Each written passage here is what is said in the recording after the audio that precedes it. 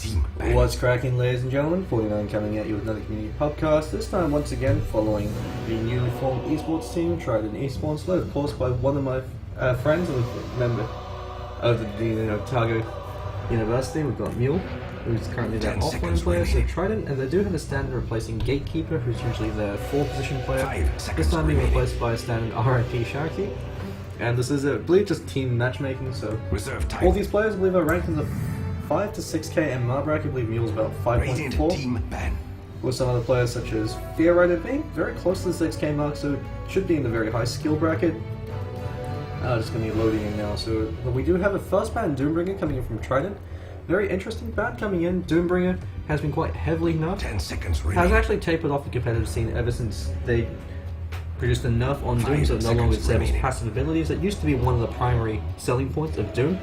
Is the fact that you could use it to otherwise power through a lot of other tanky heroes, such as the Bristleback, disabling the Bristleback passive. Viper getting rid of that corrosive skin did provide you a huge amount of utility, especially against cores like the Faceless Void or the Phantom Assassin, being able to disable their evasion, or pseudo evasion in Void's case. Nowadays, Doombringer, while he is picked up from time to time, usually in Captain's Draft or in very specific lineups where you want a very greedy offlaner that can take the game to the later stages. Not usually a hero that's going to be very consistent, since of course his biggest weakness is the fact that he doesn't actually give you too much benefit once he's level 6. Very difficult for him to gank compared to a lot of other offlaners, so he's comparable to the Centaur Warrunner. Of course he tends to scale a bit better. Trident, they love going for the Skywrath first pick. They've also opted to ban out Viper in the first banning stage. Viper, he has tapered off as far as the first banning stage is concerned. Used to be very consistent back in the TI4 meta, just because they had the 3 tanky cores. Viper, very powerful hero in that mid lane or in that safe lane role, excellent mech carrier. Nowadays, because mech costs 225 mana, Viper has tapered off quite heavily, especially due to the fact that corrosive skin also no longer triggers on global effects, as well as the steady decline in terms of the death ball centric lineups, where you no longer rely on group of 5 and try to take towers the first 20 minutes.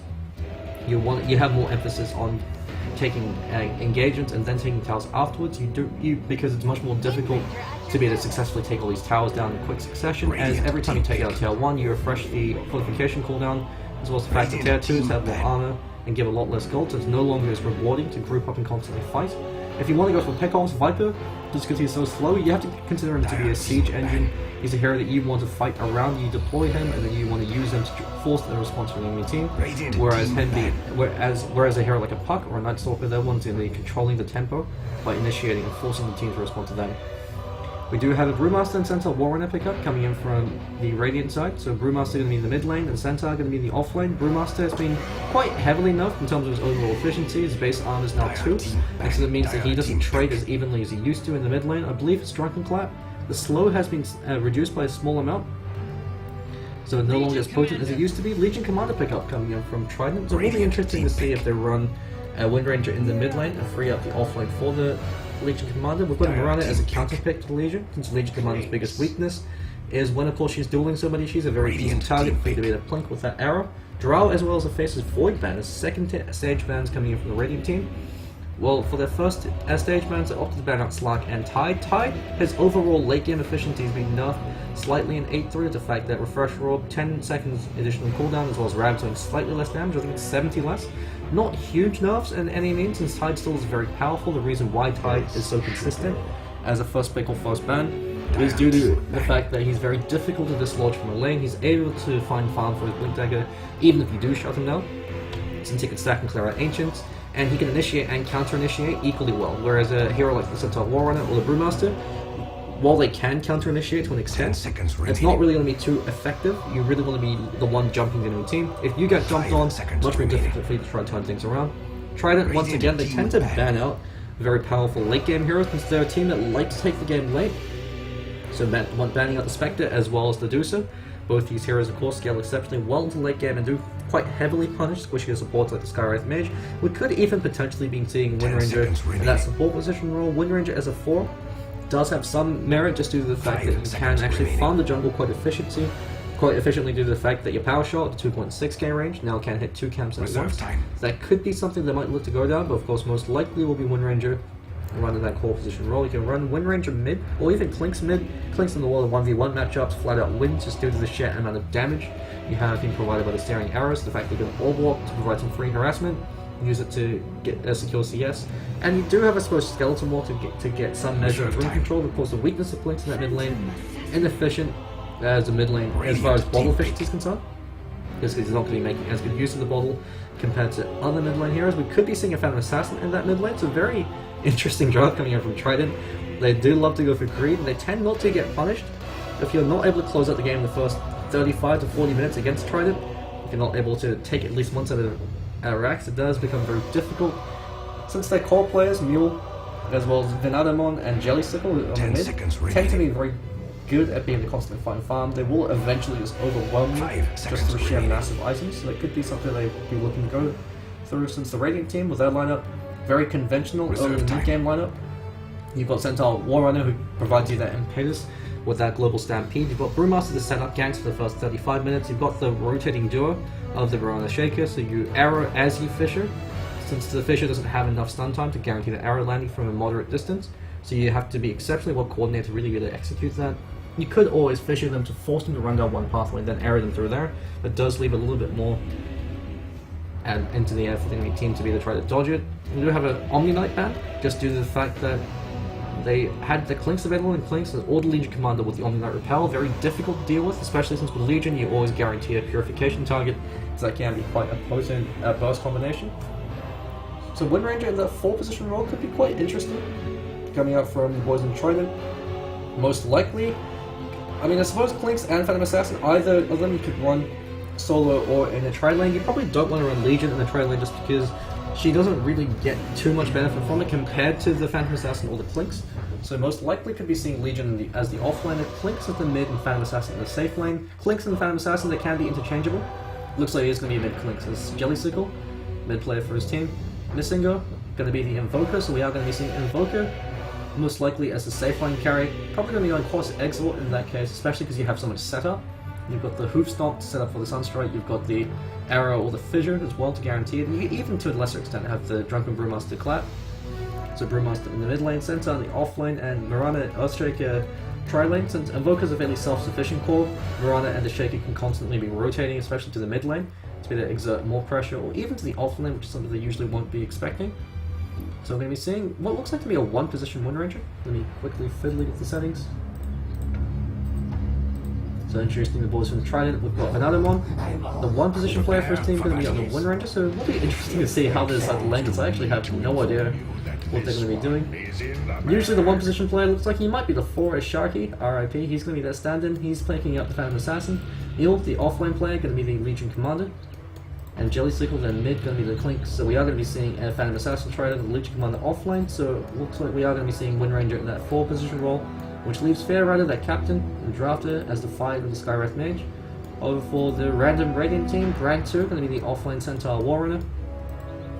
XYX, going to be the 4-position runner. Fire, going to be the 5 as the Shaker. Not quite Claymore, going to be the 2 as the Brewmaster. Just being pulled 1 Tango, I'm assuming he's going to get pulled 2. And then just try to rush the bottle. And Missingo, going to be the 1 as the Invoker. Invoker, in this case, will most definitely be going Quas Exalt. Quas Wex, you usually only want to do in a 1v1 matchup. And of course, the weakness of the Quas Wex, especially against a hero like a Legion that's got superior base damage, is going to be used that to pull you out. But of course, Missingo, not actually skilling a regen, so that's another thing that gives you a little bit more flexibility. He could always choose to go Quas Wex and wouldn't really be seeing too much benefit from it in this case, just because you really have so much setup for you to do damage, that what they're lacking from a 1-position in this case is just the ability to just deal sheer amounts of damage, which the Quas Exalt Invoker pulls out in spades. Quas Wex is more for control, that's why you usually see it in the mid lane, because if you're out able to get a fair amount of farm, especially if you control the lane by controlling the mana pool with the Tornado EMP combination, you are able to eventually leverage some kind of farm. Maybe if you could pick up a quick Orchid and Malevolence and the Quas Wex Invoker, you become a ghetto Clinks, you run around with Ghost Walk, find somebody silence and snap him down. Quas Exalt, on the other hand, you tend to see more, if you are going to be running Invoker in the tri lane, he works more in the tri lane because he can support ganks across the map by throwing in that Sunstrike. We are going to be seeing Quas Exalt, probably going to be giving the bounty rune to Fire. The battle begins. Ideally, you want your supports to be picking up the bounty rune, but Missingo says not to the supports. So it looks like the Radiant actually got both bounty runes. Quite a significant swing into their hands, especially on the rotating Mirana. This Mirana is going to be spending a fair amount of time roaming. And of course, one of the biggest weaknesses is if you're not successful with your ganks, you do tend to fall behind quite quickly in terms of experience. Jelly Sickle, looks like he unfortunately messed up that pre-block a bit, so not quite Claymore. Going to be in quite commanding position. Looks like he went for a salve early on, so realizing that he's going to be against the Clinks, so going to be eating a fair amount of harassment. Does make a fair amount of sense. The fact that he's now got 2 armor is really showing. Also hasn't skilled the Drunken Brawler, which is quite interesting. You usually see Brawler skilled at 1. It looks like he's actually going for Haze. So adjusting his build according to the enemy. Haze could be providing a fair amount of utility against the Click, so this is what you do in a matchup where you know you're going to flat out lose elsewise, such as against the Templar Assassin, because you know with the refraction she's going to outlast hit you. So the Haze provides you enough benefit that you might get a break, that you should get a break even. Also realizing the fact that Clinks is actually a lot more item dependent than you are. Clinks is probably the most timing specific hero in the game. You want to get your first big item that helps you gank, either the Blink, the Solar Ring Blink, or the Orchid. Well, we see that some duking happening up between the two as he eats that Drunken Brawler crit. Clinks, you want to get that Orchid Malevolence ASAP if you are going for that route. 14 minutes is probably the optimal time. The 15 minutes can work as well, not quite Claymore, very low. We do have XYX, now rotating to provide a little bit of assistance. Has that arrow online, but he is being pinged out. So I believe Jelly Sickle should be aware of this. XYX holding on to that arrow. Looking to go for a kill attempt. I mean, coming up to the side, he is pinged out now. Jellycon, he's aware of this. Or if he isn't, his teammate Mule sure as hell is pinging that up for him to spot out. Mule, no safety ward actually been given to him. So he's actually flying completely blind, or if he had one would have been de-warded, no de-ward being used, very aggressive observer ward from the Radiant side. Spots him wherever he is. They should have eyes on him. Brand 2 as well as RIP. Sharky going to try to pick up this illusion ring. Looks like XYX is able to find it. Brand 2 taking a fair amount of damage. RIP Sharky misses that power shot. One of the weaknesses of the new power shot is the fact that you have to wait for the full 1 second duration to get max damage, whereas before you could wait to 0.7 seconds. Fair Rider should be fine. 325 movement speed. Arrow going to be flying through. Not going to land though. Fair Rider just walks himself away, throws a cheeky arcane ball. Actually going to be a kill on Brand 2. We're going to be seeing first blood. RIP Sharky should be able to land this. Doesn't even need the full chamber duration. Sharky, gotta be very careful though. XYX. The Sunstrike might be enough. It is, they do trade. Core for core, Mule. And the offlane. Having a fairly good start. Probably gonna be looking to pick up a bottle to make good use of the fact that he can constantly pick up the bounty rune every time it spawns. Actually leashing back the creep wave. He's gonna try to control the creep wave just outside the tower range, so around here. Otherwise, if he pushes it into tower range, the creep wave is gonna push. The next creep wave will push out, and he doesn't want that. Good recognition from Mule, just controls the creep equilibrium, gives him his level 4, also means he can look to go for the rune now, unless he's saving it for his teammate. Jelly Sickle in the mid matchup doing quite well against not quite Claymore, he's getting quite handily bullied out. Because he went for 1 point in Haze instead of a point in stats or another point in Brawler, not only does it weaken his overall ganking efficiency, it means that in terms of mana, he needs a mana item if he wants to do his full combo. This is the weakness of going for the early point in Haze, just because Brewmaster's limited so heavily by his mana pool. You can't use the entire rotation of your spells. Actually, if you don't go for a point in stats or pick up a few stat boosting items early on, you might not even have enough mana to clash and then go in with the Primal Split. Jelly Sickle unfortunately used all his mana with that strafe. Very unfortunate. If those are Searing Arrows, not quite Claymore, would be in the ground. Fear Rider, continuing to zone up. Brand 2 is still level 1. Excellent play coming in from the supports. When the supports have the level advantage against you, you know you're in for a rough time. Compared to Mule, who's going to be picking up level 5. Good creep leashing coming in from him. So he's punishing the pull-through, the double pull-through coming in from 5. It's a great success. Level 5 Leech Commander will be picking up his duel very early on. Can run at the support and duel them down. Missing Girl level 5 is actually level parity with the solo Invoker. Fantastic start as the offlaner compared to Brand 2. Still level 1. The biggest weakness of the Centaur Warren, especially as an offlaner, is if you shut him down early, it's very difficult for him to recover. Unlike the Tide, he doesn't have the fallback mechanic of being a stacking thrower ancient. You can go into the jungle if you go for an early point return, and if you do have Tranquil Goods, but it's incredibly slow. You usually don't want to do so until you've got at least 2 points in the return, so usually level 4 is the absolute cutoff point if you do want to go into the jungle. It does quite heavily delay your Blink Dagger. Centaur Warrior, ideally you want that 14-minute blink. If you're not going to get it in that the first 14 minutes, you lose a huge amount of your kill potential. Brand 2 could be taking a death there, RIP Sharky. Not going to get again in position for a shackle shot. Fear Rider just eats that arrow. Not really too fast with that. Not quite Claymore in the mid matchup. He's finding some CS, so he's not being completely dominated by Jelly Sickle. So I suppose it's reasonably even, but that being said, Jelly Sickle, complete level advantage. Another benefit to Clinks, as far as the 8-3 patch is concerned, is Helm the Dominator is a very powerful pickup on it. Now, especially now that Dominated Creeps will give you a lot more HP than they used to, believe it. It's a 25% HP increase on Dominated Creeps, and so if you eat that with Dark Pact, massive amount of damage going to your hands. Actually, I should probably double check that one in here.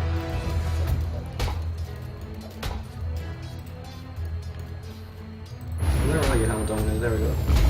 500 bonus health, actually, that's quite a substantial increase in damage. So it used to be 250, now 500. It's like having a free Chen. Also means that you're always guaranteed to have a creep. Just have a Dominated creep trail around. When you know you're going to fight or go for a gank, you just eat that creep, say thanks for your hard work. Your eternal reward is fueling my damage. Fearless Rider as well as Sharky. They do spot out, not quite Claymore. He does have the split available, so he's got that get out of jail free card.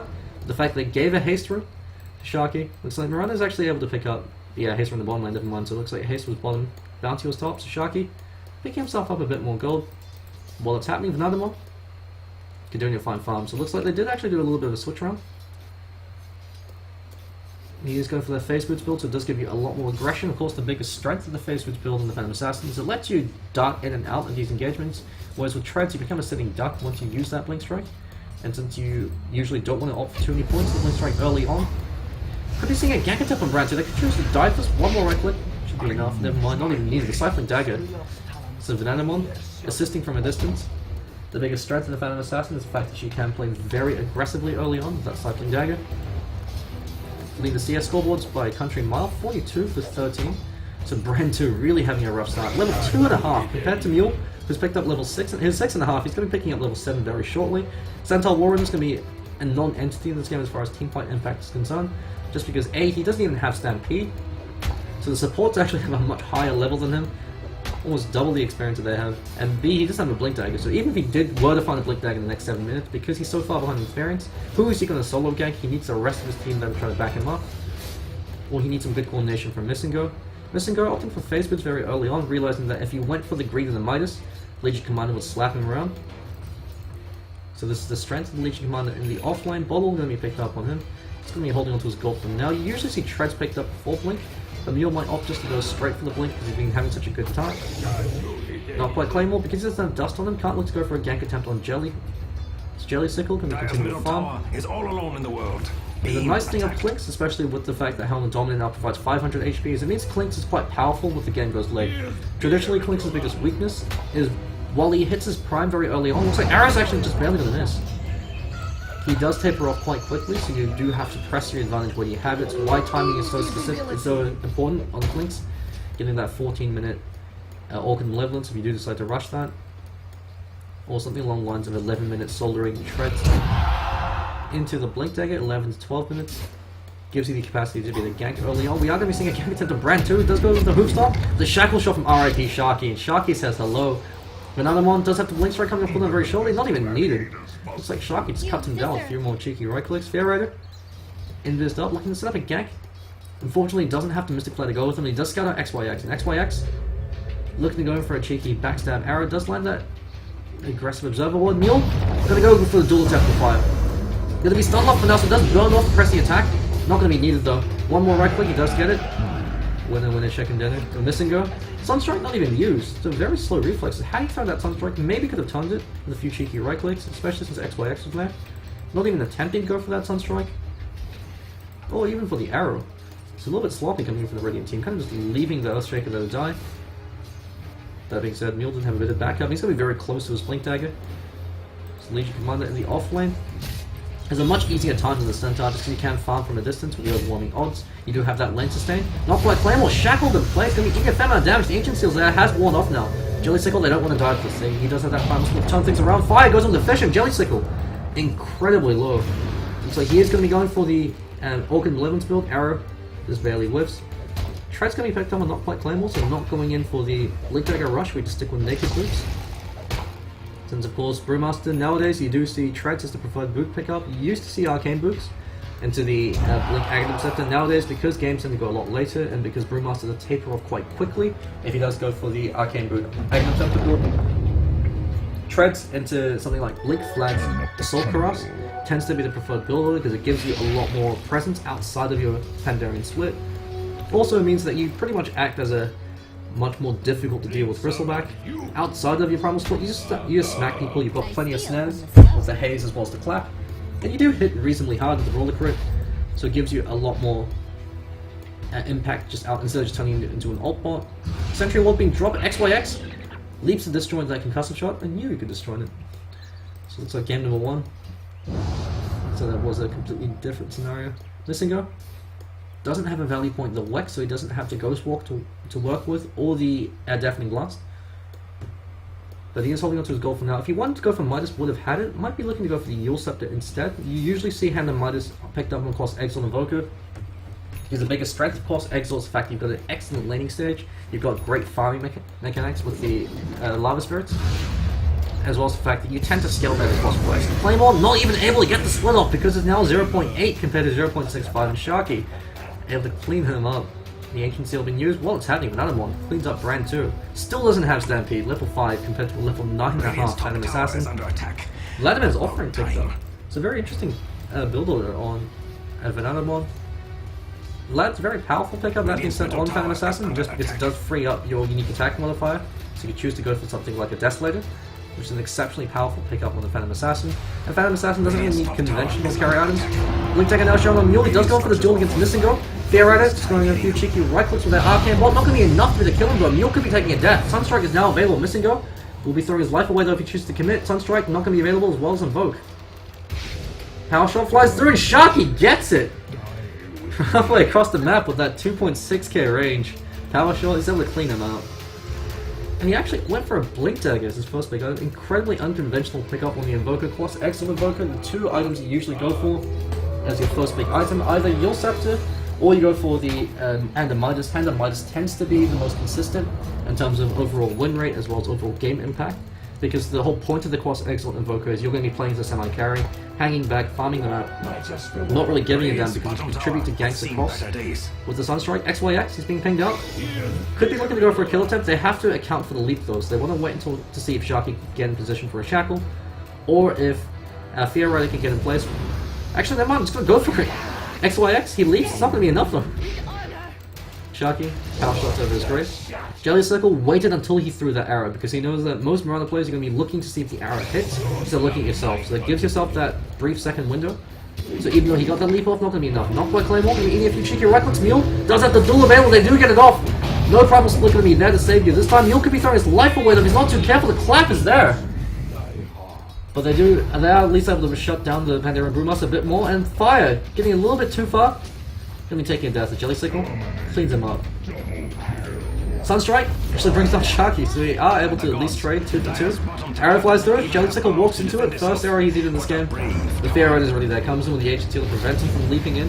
Maybe he wants to go for that Starstorm. Jelly Sickle cleans himself out of another tower, and Vanadamon been left completely alone. Brand 2, non-entity this game. About to hit 14-minute mark, still nowhere near that Blink Dagger. And it's really going to show. Compared to Mule, who's been constantly ganking, even though he did lose his life in that last gank, able to set up for the rest of his team at least. Brand 2, he's just going to be sitting there in this top lane until we can get that Blink. Not going to be too effective. Fear Rider eats that arrow as well as a Sunstrike. That's going to be a quick kill.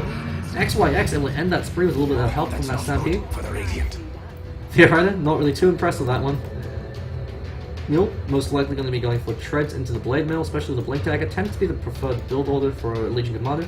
Another one, once again. Look away for a second, he's crit someone down. He's going to be going right for, I believe that's going to be the Cranium Basher build. Cranium Basher, great pickup in Phantom Assassin. Once you've got one defensive item, because you're guaranteed at least one bash with the Phantom Strike, because you get 4 shots in quick succession. It's like a tool going in the hands of Mule. Double damage from picked up. And Missingo going for the very early Blink Dagger. The Blink Dagger on a Cross Exile Invoker, this early on when you don't have a Yules, makes absolutely no sense. Had he picked up the Yule Scepter first, then you can Blink Yules to set up and then execute them with the Sunstrike Meatball. But because he's got a Blink Dagger and nothing else, it actually doesn't do anything for him. Cross Excellent Invoker, your first item's either going to help you farm faster, such as the Midas, to help you get your later levels, or it's going to help you with the have an immediate game impact, so it's going to be something like a Yule Scepter, which is going to set up for your Sunstrike. Because you have so much damage going for the Cross Excellent build, all you need is a reliable way to set up your spells. And so that's why you usually see, if not the Yule Scepter, then you go for the Necronomicon. So that way, with the double Forge Spirit, double Necronomicon, with the Necronomicon and with the Cold Snap, you pretty much perma-stun somebody in place to set up for the Meatball or for the Sunstrike. But the fact that he went Blink Dagger without going for anything else really is going to impact him. 15-minute Orc Deliverance. So pretty spot on timing, especially since he doubled back for Tread. You usually just see an Orchid Rush. But Dynamite gets 2 quick coup de grace in quick succession. Finds a kill against XYX. And Sharky diving, not quite Claymore. His silence with the Ancient Seal should be taking death before he can get that split off. The fact that Primal Split now takes 0.8 seconds is quite a significant nerf. Especially when you're dealing with a hero like Skywrath and Edge. Jelly Sickle, making it look easy, just throws a more cheeky right click. Nissingo, where is your Blink Dagger now? Brand 2, still no Blink Dagger in sight. Actually, the exact same amount of gold that he was the last time before he died. If he sticks around, he's going to get killed by Vanadamon. Vanadamon doesn't give a damn about the double edge or about the hoof swap. He's got enough HP to survive that burst, so he can just crit him down. Phantom Assassin, the power level for Phantom Assassin is always level 11. His coup de grace level 1, actually a very inefficient crit compared to the Blade Dance from Juggernaut or the Mortal Strike from the Racing. But level 2 coup de grace, that's when things start to get freaky. We're talking Cirque du Soleil freaky as fire gets shackled to the frame, cut to pieces. RIP Sharky, the standard, making plays. Setting up for the rest of his team, going for phase boots instead of the S4 standard Trent.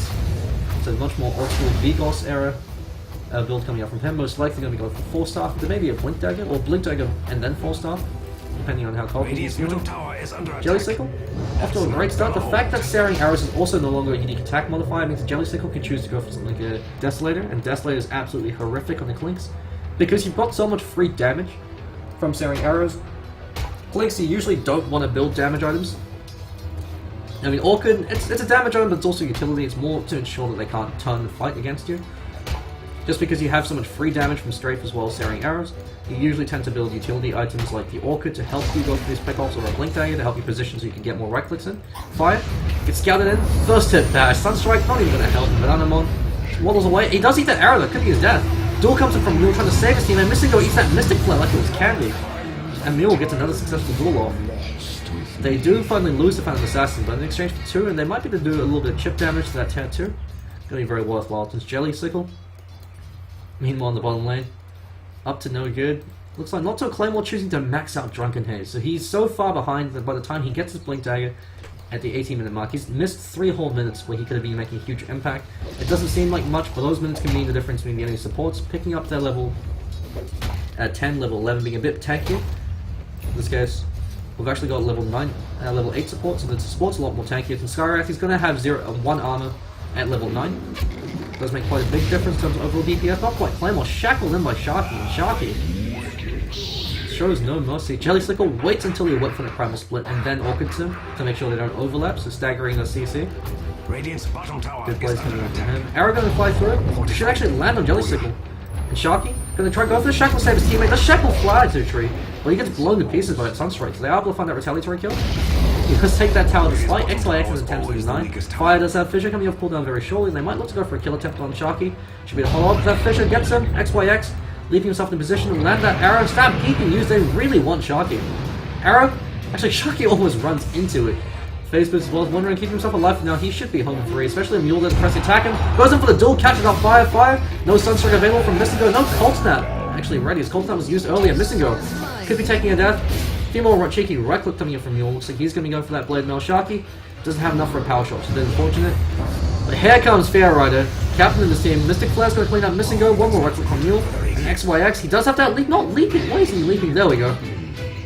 Keep himself alive for now. First Primal Split. 19 minutes into the game. Fair Rider should be taking a death. This goes to show you the impact Sharky not having an early Blink Dagger has. Sharky fleeing for his life, really weren't anticipating that Blink Dagger coming alive for him. Brand, nowhere near his Blink Dagger that he does find 2. Not quite Claymore. This is the impact he needed to have about 5 minutes ago, but still better late than never. Jelly Sickle now coming in for the cleanup. They clean up on aisle number 3. There's 4 heroes there, so Depends how ballsy he is. Does go for a kill on the XYX. Should be able to find it. 3 quick right clicks. Not quite Claymore. Has that blink available. Official whips. And Bananamon, well, that happens. Just takes a tier 2. Goes for the silence on Not Quite Claymore. Before blinking out. Duel being used on fire. They are throwing everything they have to try to deal with Mule and Jellysickle. Does a few cheeky right clicks and showing the duel succeeds. Mule dodges that Sunstrike. Jellysickle keeps himself alive for now. Actually zones out Not Quite Claymore. Should be another kill. One more right click will be enough. The Drunken Brawler might be there, never mind. Bananamon also came with Stifling Dagger, so Jellysickle just cleaning up everything that moves. Has that Desolator. 20-minute Desolator on the Clinks with the Orchid. You can pretty much kill everything that moves. Abyssal Blade on Bananamon. 20 minutes into the game. This is some Havos level farm coming in from him. Will be throwing his life away though. And it looks like Jellysickle took that kill. So not going to be too happy with that one. 20 minutes into the game, we now have a Blink Dagger. Coming online for Brand 2. So in the time it's taken for him to pick up that Blink Dagger, you've got supports. If he blinks on Skyrat, Skyrat's got 0 casting with the Ancient Seal. If he's quick with his fingers, he can actually silence him before he even gets that Hoof Stomp off, in which case he can stand his ground and kill the Centaur. Mule, if you blink initiates on him, he's not going to have enough damage to kill him. Even with the Sunstrike, it'll drop him to about 500-ish. Then he laughs in your face, pops the pressing attack, and then duels you. If he jumps Jellysickle, and if Jellysickle is Dark Packed up, unless the rest of your team is there to also capitalize, won't be doing anything. So it goes to show you the weakness of picking up a greedy offlane like the Centaur and being punished for it, because of some fantastic plays coming from Sharky and Fear Rider really being able to shut him down and control the creep equilibrium to make sure that he got absolutely nothing. He was level 1.5 for the first, I believe, 7-8 minutes of the game, while Mule's picking up level 5. The first 6 or 7 minutes, he wasn't able to find any form of farm at all. Fear Rider should be taking a death there. Stampede, as well as the Blink Initiation. Mule fleeing for his life, actually overstaying his welcome. Could be taking a death there. Sharky, if he gets a great 2-man shackle, he unfortunately latches into a Forward Spirit. Does dodge that arrow. Mule picked up that blade, but he should be taking a death. There's no way out for him. One more right click from Missing Go, and they are able to find some recovery. So the nice thing about that drop, they do have that global gank potential with the Stampede as well as the Moonlight Shadow.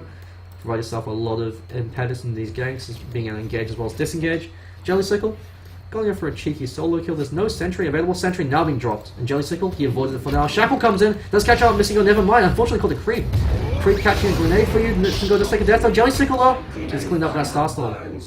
And XYX ends a huge streak. Tower is under attack. Picked over 1,000 gold from there, if I'm not mistaken. Yeah, it's a fantastic amount of gold going into the coffers. Much needed Mirana. Sharky duking out with Not Quite Claymore, but that Drunken Haze, if you do max it this early on, the nice thing about it is it provides you an absolutely ridiculous amount of snare. Does whiff the clap though. Even though he has the blink, should have just waited for the blink. Arrow gonna whiff as well. Wallet's having Fair Rider coming in. Might look to go for a killer tap. This is Bananamon. Abyssal Blade gonna be used. Wait until the last second. Not Quite Claymore also fleeing for his life. Gonna pick up that bounty. We're gonna pay for it with his life though. No dash is being used in the duels there. Mule, back for blood. We have a look at the experience graph. We've got a 12,000 experience league going to the hands of Trident Esports. If we have a look in terms of gold, about 13,000-ish. Fire, no bash this time coming in. The Stifling Dagger is going to surely get one more right click in unless the Stampede comes through. Another one can still choose to commit to this. Gets fogged out the last second. So wasn't able to commit to that Blink Strike as it did get interrupted halfway through. So good plays coming in from Brand 2, at least keeping the team that's alive. He goes in for the Blink Hoof Storm Initiation, but he's going to be very careful. This is the weakness of Centaur getting a delayed blink. You can blink initiate all you want, but you put yourself in a very precarious position unless if your team is able to capitalize immediately after you go in. Bananamon. Most likely going to be looking to go for that BKB. It means there's nothing they can do to really affect him at this point. Also means he can man fight the Pandaren Brewmaster. Brewmaster, the reason why I say he's got about a 35-minute window is because past that point, well, I say that fire, it's 3-shotted. Past that point, 2 of the 3 callers usually have BKBs by then, and when 2 of their callers have BKBs, that means they stand their ground to kill your Brewlings, or they can just completely ignore you and kill the rest of your team. Since you want to be using your Cyclone as well as your Boulder Toss on the core heroes, ideally, to maximize your team fight impact, then being able to completely shrug it off at that point makes it very difficult for you to kill them off. It also means if you go in supports, they tend to have 4-staffs at that point. So if you stun the other one, if you stun one, the other one 4-staff for safety, it means you have to waste your precious primal split time chasing them down to ensure the kill.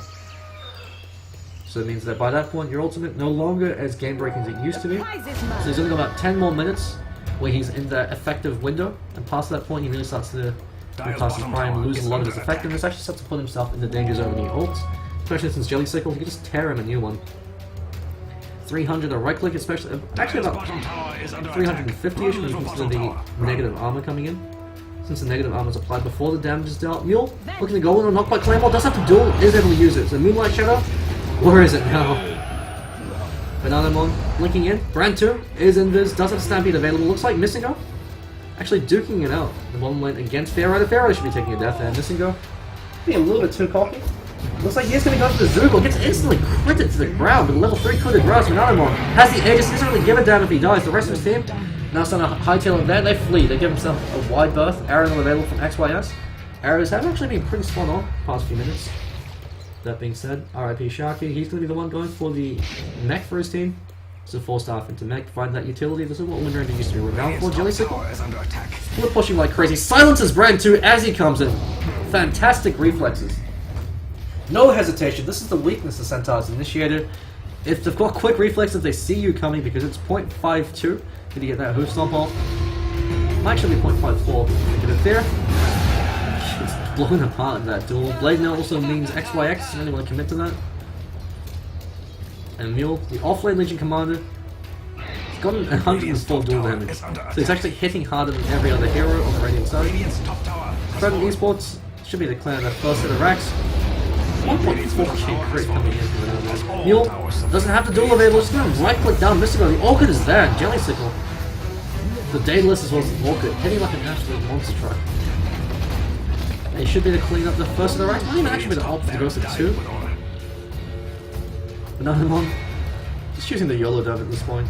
The boys in Trident Esports really exerting their pressure across the map. It really boils down to the fact that the mid lane, Brewmaster got a very delayed blink, as well as Brand 2. Because Brand 2 got such a late blink, he had 0 game impact. He's actually a liability to the rest of his team. Not quite playing with the red button split off. They are going in for a kill attempt now. Fairrider is going to be targeted priority. They are able to bring down Mule.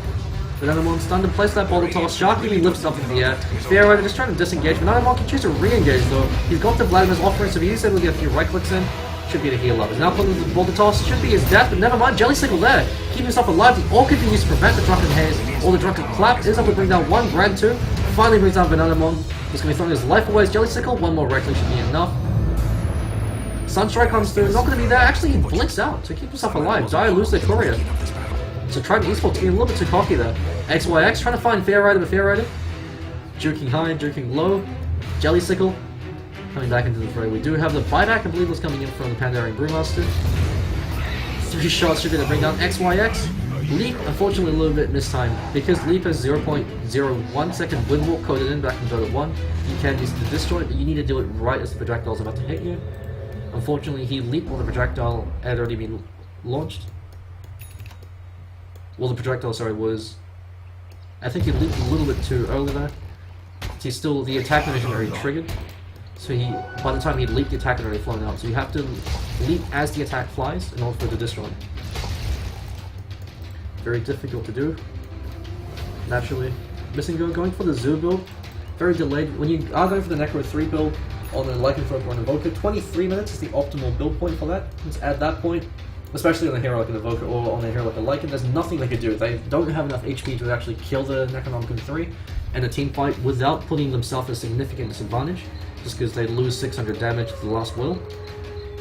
Past the 23-minute mark, it still is very powerful, don't get me wrong. 27-minute marks isn't too far off, especially considering the poor start he's had. But the weakness is they've actually found the bigger items now, so they can actually choose to shrug it off. They might have BKBs at that point. The average BKB timing, if they choose to pick it up as their first or second item, usually going to be around the 24-25-minute mark.